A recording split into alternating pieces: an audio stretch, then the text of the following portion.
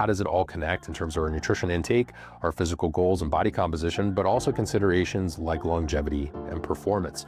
So if you didn't previously have that understanding that A1C could be falsely elevated or falsely decreased, you might have put too much stock in the marker when making decisions about your own nutrition, or if you're someone who works with clients, potentially using it there as well. What's up and welcome to Sam Miller Science, where you're joining me just over a decade into my personal journey of working to bridge the gap between metabolism, macros, muscle, and medicine, all while helping coaches scale the impact that they desire and deserve. If you are here, thank you so much for listening and for trusting me to help you elevate your coaching game or to lead you in your transformation to realize your true potential. In either case, each week I'll be sharing my methods, models, and message to serve as leverage for your specific goals. Without further ado, let's get on to today's show. Today, I'm bringing back a popular former segment, which is over or underrated. I used to do a lot of these in 2021, and sometimes it can be a great way to get some rapid fire information and just understand if the industry in general tends to overvalue certain things. Now, in the past, I've covered different diet styles, different supplements, and today we're going to be talking about a specific marker related to our metabolic health and glycemic regulation, and that is A1C. Now, sometimes health professionals, coaches will see this marker pop up a little bit more frequently, especially if a client is potentially pre-diabetic or has a history where someone has been monitoring their blood sugar regulation. It's something that is sometimes included on top of a fasted blood glucose score and a potential marker or indicator that we might want to look at when it comes to metabolic health. Now, the question is this marker under or overrated? And if so, why? When we are looking at someone's health and potentially how they're doing in terms of their insulin sensitivity. So for a quick explanation of what this marker is, it's simply a 3-month average of your blood glucose levels, or that's what it's supposed to be or supposed to accomplish. And I'll explain it a little bit more inside today's episode. As a reminder, if you find information like this helpful for your goals, or if you're someone who's working with clients in their transformation and you use this information to create content or to help you from a coaching perspective, please support the show by dropping a 5-star rating review on audio. And on YouTube, you can give it a thumbs up and support the algorithm over there. As always, I appreciate it when you guys pay it forward and share the show with friends, followers, clients, or just your audience, in terms of social media. So when we look at A1C, there are a number of different circumstances where we can see false elevations or false decreases of A1C, leading us to believe that someone might be doing better or worse with glucose control overall. This may include certain supplements, but also common health states that our clients might be in if you're a health professional, or if you're someone who's just monitoring A1C for your own health and well-being. It's important to be aware of these potential false elevations or false decreases. So first off, why might hemoglobin A1C be falsely elevated or decreased? I'll explain a little bit more about what this A1C marker is so you have a better understanding, and we'll connect it back to a little bit of what we talked about earlier in the show. And we'll come to the final conclusion of overrated or underrated and how this might apply to you. The accuracy of the A1C measurement assumes that our blood cells live an average of 120 days. However, this blood cell lifespan can vary based on some certain health conditions and some of the content inside today's episode. If our blood cells live a shorter amount of time, this can falsely decrease A1C. If they live longer, this will falsely increase A1C. I've seen this a number of times, especially when troubleshooting client cases related to insulin sensitivity, and we're frequently working on these types of things in case studies inside our nutrition and metabolism specialization program inside Metabolism School. So if you haven't checked that out, it's metabolismschool.com, and it's all about kind of connecting the dots and bridging the gap between things like macros and basic nutrition, as well as these deeper concepts related to metabolism and even more the functional medicine side of things as well. So how does it all connect in terms of our nutrition intake, our physical goals and body composition, but also considerations like longevity and performance. So if you didn't previously have that understanding that A1C could be falsely elevated or falsely decreased, you might have put too much stock in the marker when making decisions about your own nutrition, or if you're someone who works with clients, potentially using it there as well. Many other markers of glucose control would tell us if, a client is insulin resistant. And if you look at their A1C, you might see a case where maybe A1C is low, but things like fasted glucose, fasting insulin, maybe even C-peptide are going the other direction. So if A1C was generally low and you didn't understand sometimes the confounding variables related to A1C being falsely low or falsely high, you might think if someone had lower A1C that they have good insulin sensitivity. But, we'll dive into other reasons why, it could be falsely elevated or why it could be falsely decreased. But first understand if it was falsely decreased and you didn't have other markers of insulin sensitivity, you might make improper determinations or decisions related to someone's nutrition or their overall activity and whether you're going up or down with their training or things like step count, etc. First and foremost, one of the more common things that can do this in terms of elevating A1C would be different types of anemia. Iron deficiency anemia, which can look at very low ferritin coupled with low hemoglobin and potentially low red blood cells.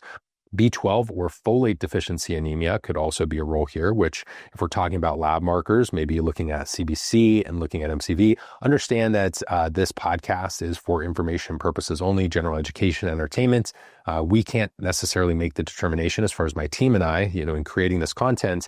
We cannot determine anything related to your state of iron deficiency anemia or B12 or folate deficiency anemia, nor is any of this medical advice or a substitute for it. So talking about general patterns that we may see, but this information inside today's content alone wouldn't be enough for you to make that determination or for us to make any type of determination related to your health. These are just important patterns that need to be observed and may impact what needs to be done from a nutrition and exercise perspective. So B12 or folate deficiency anemia, again, this would be looking at CBC and look at MCV. When you see that that's MCV is maybe 94, 95 or higher, this would probably mean we may have a little bit higher A1C than what is appearing on labs. The next thing to consider, which is actually very common in a fit and healthy population, is a high blood urea nitrogen, especially when you're eating adequate or a little bit more than adequate protein. So blood urea nitrogen is a product of protein breakdown. So it's typically higher in people eating a higher protein diet, which totally makes sense. In a 2010 study, Homa et al. Showed that for each 3 milligram per deciliter increase over the reference range, A1C falsely elevates by an average of 0.06%. So if you consider that even a 0.1% increase in A1C is undesirable, this could lead to being worried over an A1C when we don't necessarily have to be. Other considerations would be heavy metal toxicity, particularly high levels of lead can potentially increase A1C as well. So this would be occupational exposure more than likely. So most people don't know to look for these things in intake forms, in health history data. And this is why it's important to be more of a metabolic detective if you're someone who works with people with their training and nutrition, because a lot of folks would miss this. But let's say you're exposed to certain paint, welding, construction, car mechanics, or similar jobs, or maybe you're even living in a house with older paint. Well, this lead can potentially impact your level of heavy metal toxicity, which can falsely elevate that A1C as well. Chronic aspirin use also falsely will elevate this marker. And there was a previous study that reported a false increase of 0.2% in hemoglobin A1C of 28 non-diabetic subjects administered 200 milligrams of aspirin per day for 4 months. So what about people who are taking baby aspirin because their doctors told them to? And then they may be seeing a change in this metabolic health marker of A1C on their overall labs. This is a pretty typical dose of aspirin as well. 200 milligrams is not necessarily anything crazy. That's more of a standard dosage here. And it's currently unclear whether a baby aspirin would potentially do the same. But it is a common practice for those at risk of cardiovascular disease taking aspirin. And it is something that is provided in a Western medicine setting in a number of different cases. Similarly, on the medication front, chronic opioid use will falsely elevate A1C. This is more common than you'd think because opioids are heavily prescribed to manage pain. So be on the lookout for this in your clients, especially people who have maybe had more intensive procedures, operations, or maybe this is in more of a rehab setting. These are all possible. So it's just something to be aware of. And if you're looking at someone's health history, if you see past procedures and prescriptions, you can be aware of it and how it might be showing up in terms of their metabolic health. There are other more rare causes that you wouldn't necessarily deal with as much if you were kind of your conventional health and fitness professional, but on the medical side of things, because we do have some medical professionals that do listen to my content, people without a spleen or people with severely high triglycerides over 1800 may also see some changes in their A1C marker as well. So before we dive into all the potential for false decreases, we'll touch on a few equivocal situations that make interpretation pretty tough. Around 7% of the population carries different hemoglobin variants that would falsely decrease or increase A1C, and they're not able to be determined by routine tests. So this would potentially skew that marker. Vitamin C ingestion at 1,000 milligrams per day will either falsely increase or falsely decrease A1C, depending on the actual test used to measure A1C. Ethnicity also matters here too. So ethnic and cultural backgrounds can skew this, but Hispanic and African American and Asian individuals typically have a 0.2% higher A1C than Caucasians, even at the same average glucose level. So here are some situations where A1C may be falsely decreased, and we need to be careful here because we might assume better insulin sensitivity than we actually have, which might impact nutritional decision-making, lifestyle decisions, and movement. So anemia was mentioned earlier. There's also one specific type of anemia that could cause a false decrease, which is basically when we have the early destruction of red blood cells. Extreme endurance athletes undergo significant destruction of red blood cells during their training and events. So this category of individual would likely fall into this bucket.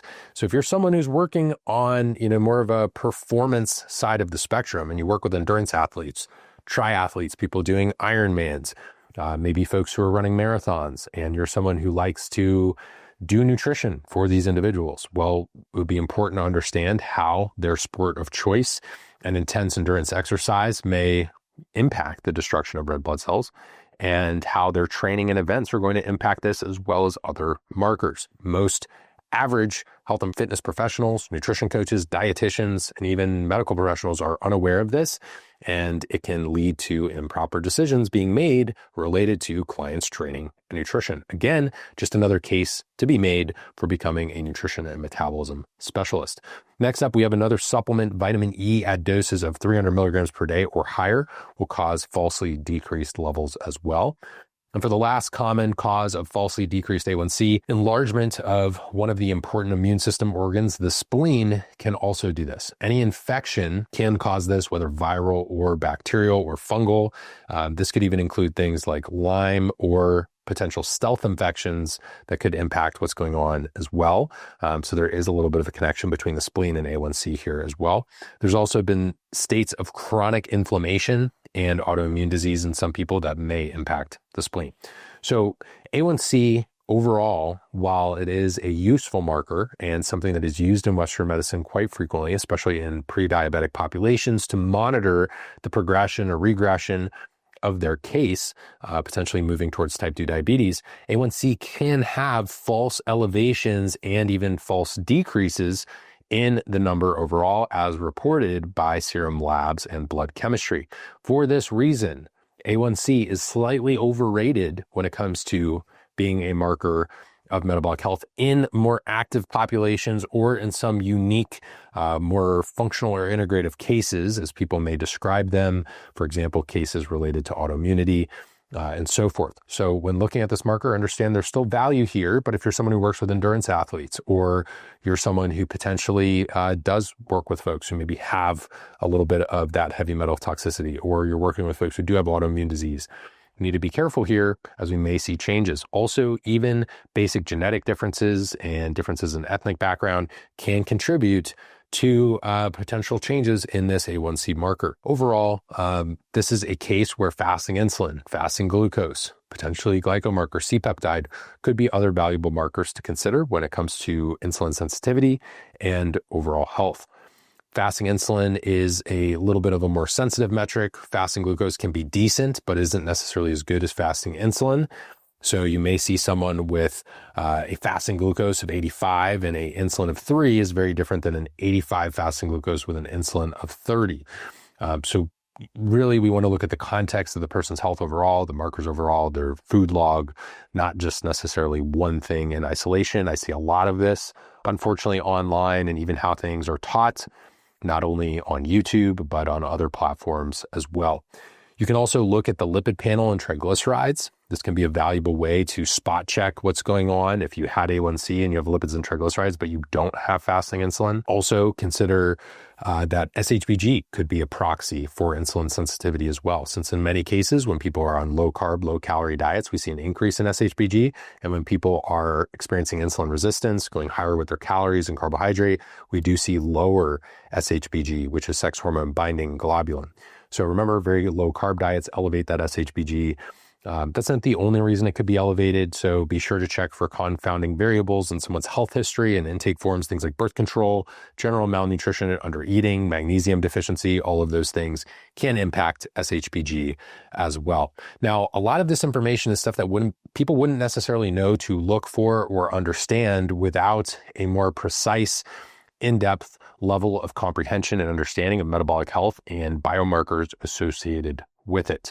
So I wanted to record this episode because this is a marker that sometimes when people go to their primary care physician, if they ask for a little bit more in terms of labs and testing, and they're not just getting a CBC and CMP, which basically just means a blood count and a metabolic panel, contrary to popular belief, the metabolic panel, while it does have good information, isn't everything you would need to know in terms of someone's metabolic health. So for example, that would not include thyroid markers. That would not include fasting insulin. Your metabolic panel is a little bit more basic in that sense, very affordable test, a lot of good information that can be gleaned from that test. It's not to say that we shouldn't value it. It's just there are more markers that can be added to comprehensive testing to basically provide a complete picture of someone's metabolic health overall. If you enjoy this type of content and you're interested in being able to apply it in the context of transformation, the Nutrition and Metabolism Specialization Program inside Metabolism School is going to be the place for you. So head over to metabolismschool.com, check it out. We've worked with coaches worldwide in helping them cultivate this more enhanced understanding of these concepts and applying it to real people, real cases, understanding nutrition and some of these important associated biomarkers that may impact decision-making, not just for athletes, but for the general lifestyle client or general population client who just wants to live longer, feel better, look better, and feel a little bit more confidence overall. If you're someone in your own health and fitness journey, I wrote the book Metabolism Made Simple, Making Sense of Nutrition to Transform Your Metabolic Health as a quick start kind of guide and in-depth reference for helping you understand all of these different considerations when it comes to nutrition. While it's not as focused on things like serum labs or blood chemistry, it does talk about metabolic health and the things that you can do practically in terms of your lifestyle, your transformation, your nutrition and your movements that will help you regulate and manage these markers, even if you're not an expert at things like physiology and biochemistry. It really is, making it simple, right? That's the goal of Metabolism Made Simple. So you can learn more again about that specialization program. That's just for health, fitness, nutrition professionals at metabolismschool.com. The book Metabolism Made Simple is available at metabolismmadesimple.com, or you can grab your copy on Amazon. And that's a great way to start. As always, if you found any value in this content, if it changed your perspective, if it was entertaining, helped pass the time, you were doing chores, you went for a drive or you went for a walk, and you enjoy having this content by your side, please support the show by leaving a 5-star rating and review on audio. If you're listening or watching on YouTube, subscribe to the channel, give it a thumbs up, maybe even share it with a friend. For any audio or video content, you can always copy the URL and just paste it in a text message or a DM for someone who might find value in it. There's certainly going to be people who would benefit from learning more about A1C just because it is a marker related to metabolic health and is commonly something that we see used not only by primary care physicians, but even endocrinologists in kind of this pre-diabetes management scenario, but also for general clientele and general wellness populations too. So you can pay it forward by sharing the show. Also screenshot the show and tag me in your stories. I'm at Sam Miller Science on just about every major social platform. And I've been creating this content for several years now to translate complex concepts into leverage for your goals and really help to dispel a lot of the myths, misconceptions, and misinformation that exist in the health, fitness, and nutrition space so that people actually have some evidence-based, actionable advice that isn't solely just based on my personal opinion.